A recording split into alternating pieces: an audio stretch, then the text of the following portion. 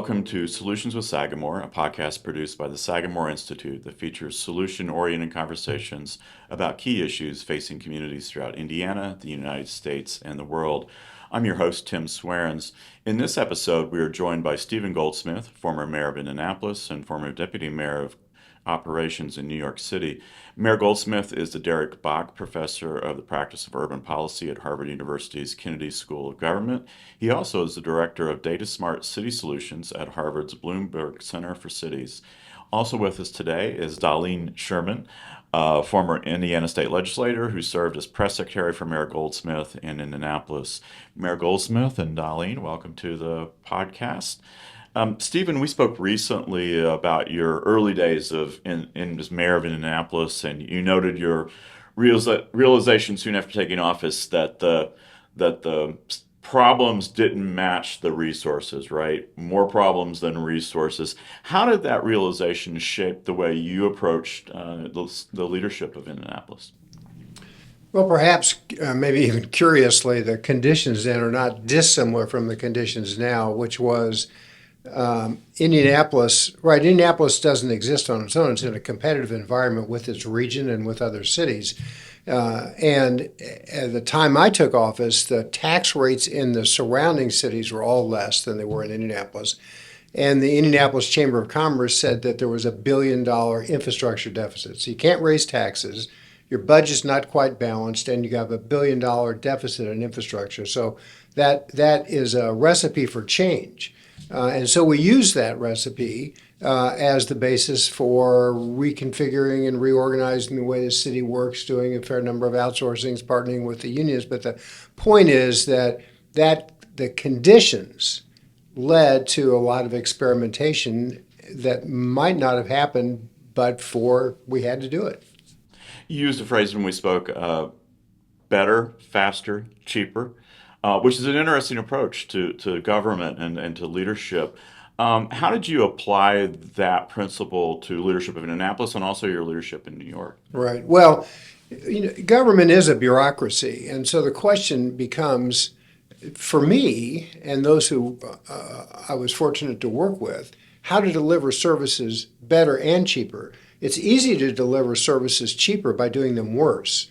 Right? And it's easier to deliver them better by spending more.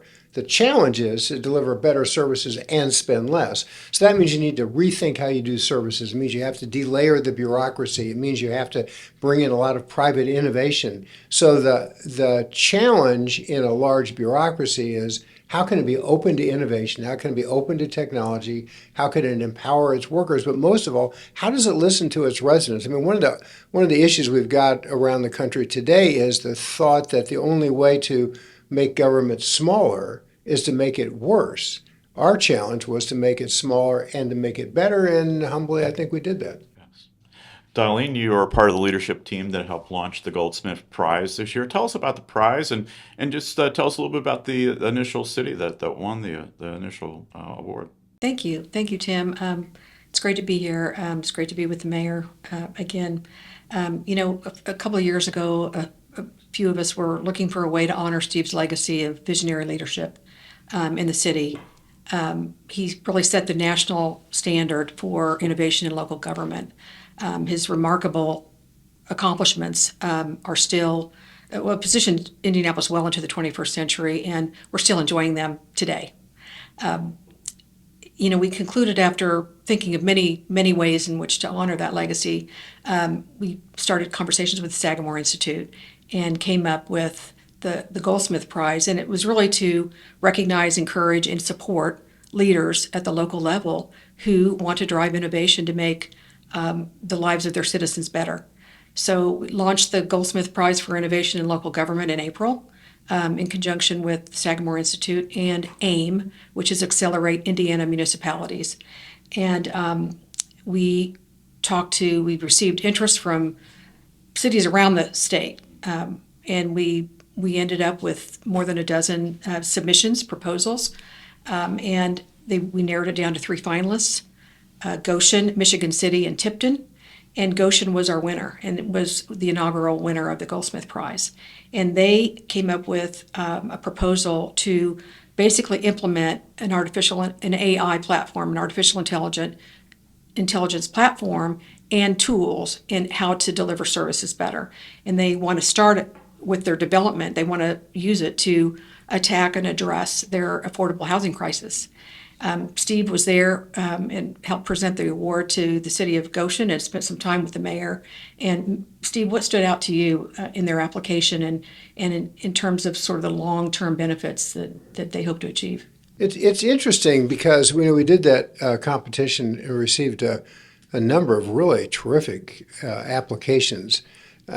Goshen is both the best and typical in that it proves a couple things. One, that cities of any size can be innovative.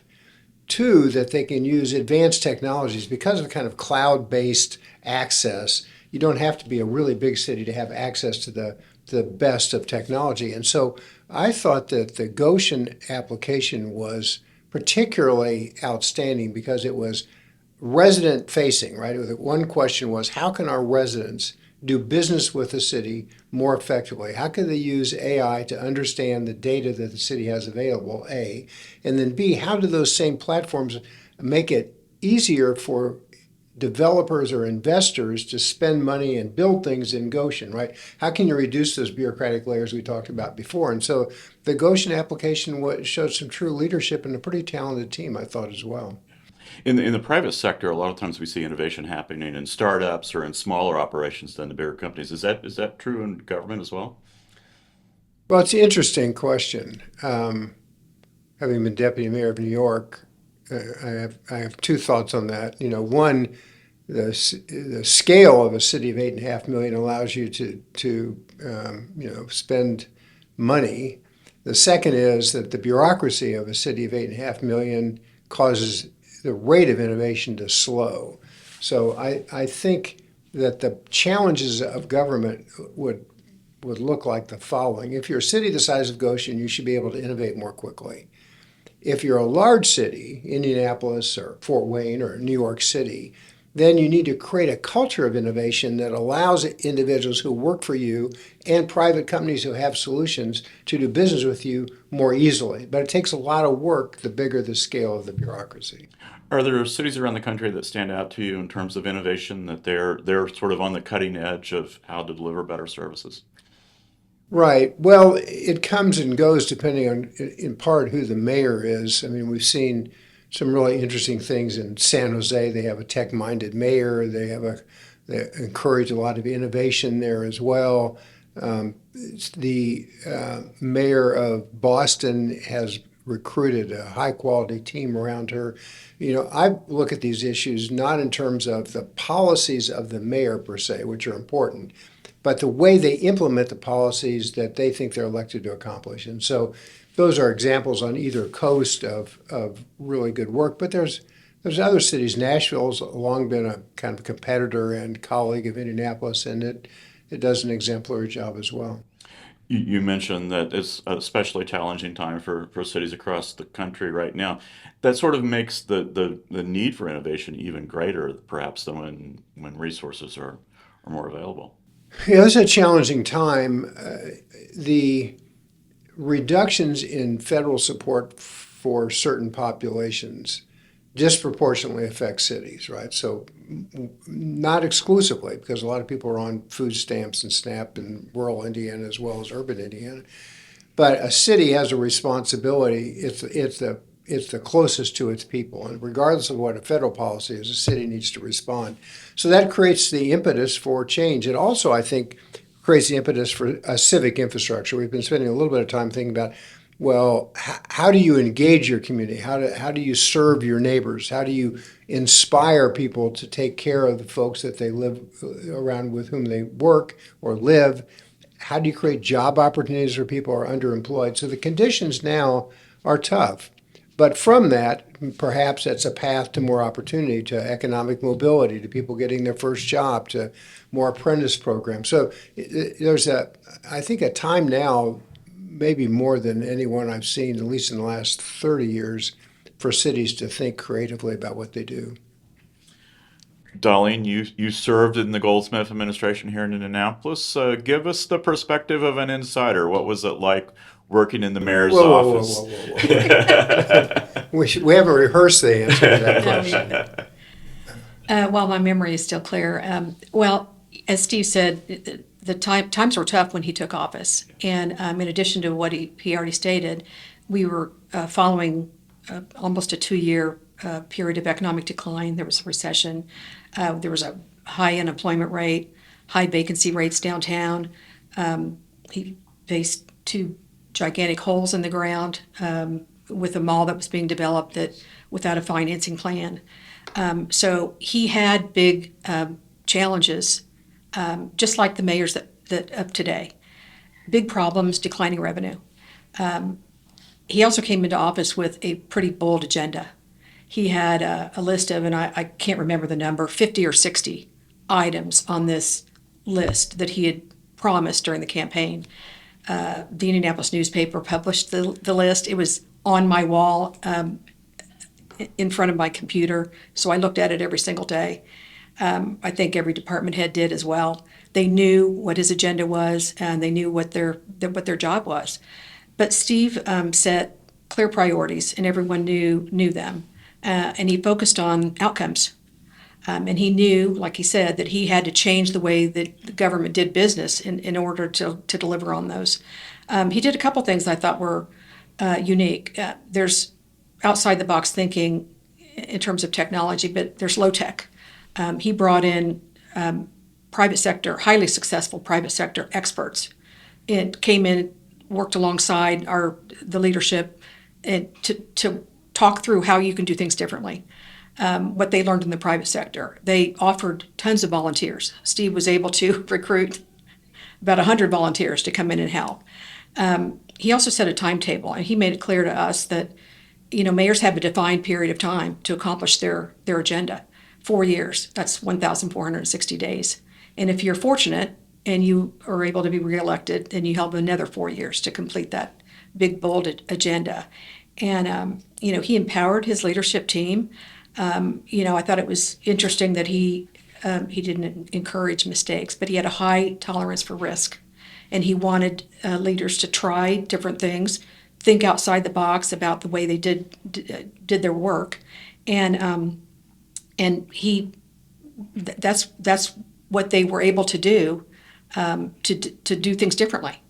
And so he leveraged very limited city resources with partnerships, unique partnerships with the private sector, with philanthropy, with nonprofits, to work in neighborhoods. It was very, and I had spent 10 years in state government before then, and I thought that was a great experience. And the management of state government was fairly good, but this was a very different way of government operating, and it was a great time to be there. He attracted top talent to come into City Hall to help him complete the agenda. And again, the results were remarkable. They gained national attention, and we're still enjoying those today. Right. I remember in those days, leaders from around the country would come to Indianapolis to learn of how's it getting done here. What was in terms of innovation, what are they doing here in Indianapolis that we could take home with us to copy. Let's talk a little bit about some of the specifics, because I think people may forget, right? It's kind of remarkable. Cut city spending each year. The property taxes didn't go up. Cut the unemployment rate in half. Cut our unemployment rate in the 90s, when early 90s, a lot of concerns about the economy. And some of the facilities that we see around the city today, they're kind of take for granted 30 years later. They weren't there, right? Victory Field. Victory Field, and I think I don't think people understand that the work that was done to expand the Central Canal. That was under the Goldsmith administration, where he brought in the NCAA headquarters. The Idle George Museum, I think, was there.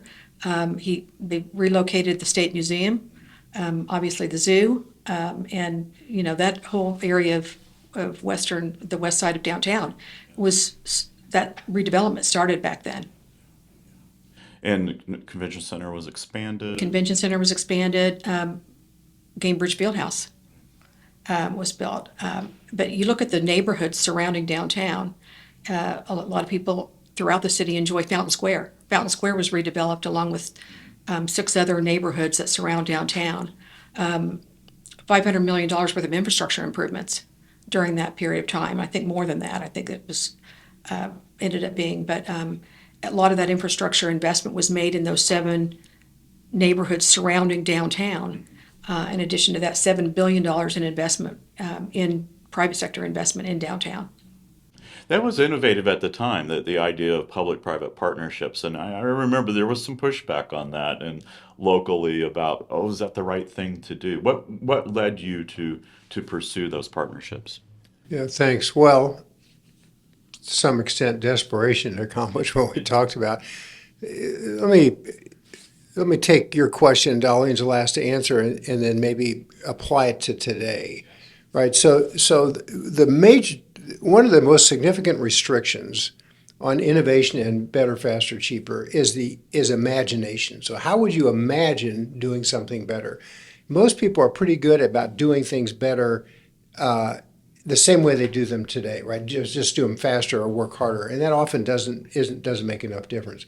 So how do you broaden the funnel for innovation to improve customer service? Well, one is you ask anybody in the world who's in that business, how could we do it better, and could you do it better for us, and for how much? The wastewater treatment plants here in the Indianapolis area were the best in the U.S., and it turned out after the competition, they were 25% too expensive, right? We could reduce the cost by 25%, and we were the best. Conversely, one of my, kind of most fun experiences was to go out each month with a different union work crew and ask the work crew, like I was picking up the trash or the people working in public housing, how could you do your job better, right? How could you change the equipment? How would you change the route? Well, and every single time they had an idea. Right, so we try to implement those ideas. So the answer to your question is being open to the ideas of others and willing to take the political hit of change produces these massive contributions that Darlene mentioned, that ability to invest this $1 billion in infrastructure and do all the rest of this work and lower property taxes and improve the quality of services. And those principles can apply today. They have come with a political cost, but they come with a lot of public gain. Darlene mentioned risk-taking in the mayor's office. That's something that we don't often associate with maybe government or political leadership. What made you willing to take risk and knowing that they're not always going to pay off? Yeah, one of the other things that Darlene mentioned was time. So this is a wonderful opportunity to be the mayor of Indianapolis or the mayor of anywhere, right? It's like the best job in America, and every second counts. Every second. You have 4 years or you have 8 years, and that's just a finite number of seconds, and when they're gone, they're gone. And every minute, every second is a chance to help somebody. So if you don't kind of rattle the status quo, if you don't create an atmosphere for change, if you don't support people who make a well-intentioned effort and make a mistake, then you're wasting that moment. So the goal is to kind of open up the enterprise, both, and just to kind of recapitulate, we're talking about 2 different things. We're talking about empowerment from the bottom up inside City Hall. Like, how do you encourage risk-taking for those people who work for you, so they know if they make a mistake, they're not going to get it embarrassed once the Indianapolis Star kind of writes a negative story about them, that the mayor will stand behind them. And secondly, how do you create an atmosphere so that the best companies in the country or world are willing to do business in Indianapolis, and they know it's worth their time to make that pitch of that idea? Both of those definitions, parameters of change and innovation are necessary. So last question, I'll go to Darlene, I'll go to you first. Any closing thoughts, any closing comments that you want to add before we finish up? Well, I would only expand on what Steve just said. The common denominator in local government is there is never enough money, and money is never enough. So you were really forced to look outside and think differently. Like he said, going to employees. The one time Steve went out with a pothole patching crew and picked up some ideas that he implemented, by the way, and I think it became the basis of an award that the city received from Harvard School of their innovations in local government awards. And I think the city received $100,000 reward for that, and that came from an employee and one of his times out, in the field with them. So you have to think about these partnerships. You have to think about bottom up input and reward those employees, which I think that was going on at the same time. It was unusual in local government. Patching potholes turned out to be a very productive use of your time as mayor. Yeah, well, you have kind of old school approaches and new school approaches. I would just close by saying that when we look at the Goldsmith Prize, you see cities like Goshen and Michigan City and Tipton suggesting how they would use technology to improve the quality of services to their residents. So if you focus on the resident, not the bureaucracy, and you say, how can we change the way we service those residents, and you measure the outcome, the changes can be dramatic. Today is one of the most difficult periods of time to be a mayor, and today mayors have more tools at their disposal than ever before, like in the history of the country. And so that's an opportunity for change, and you see mayors, whether the finalist three that we mentioned already, or the mayors around Indianapolis, like in Carmel or Fishers or Noblesville, that are doing remarkable jobs. This is quite an important time and an opportunity to prove one can lead. Thank you, Darlene and Stephen. Sagamore Institute is an Indianapolis-based think tank focused on economic and educational opportunity, national defense, and civic health. To learn more about the issues discussed today, please visit sagamoreinstitute.org. Thank you for listening. Thank you.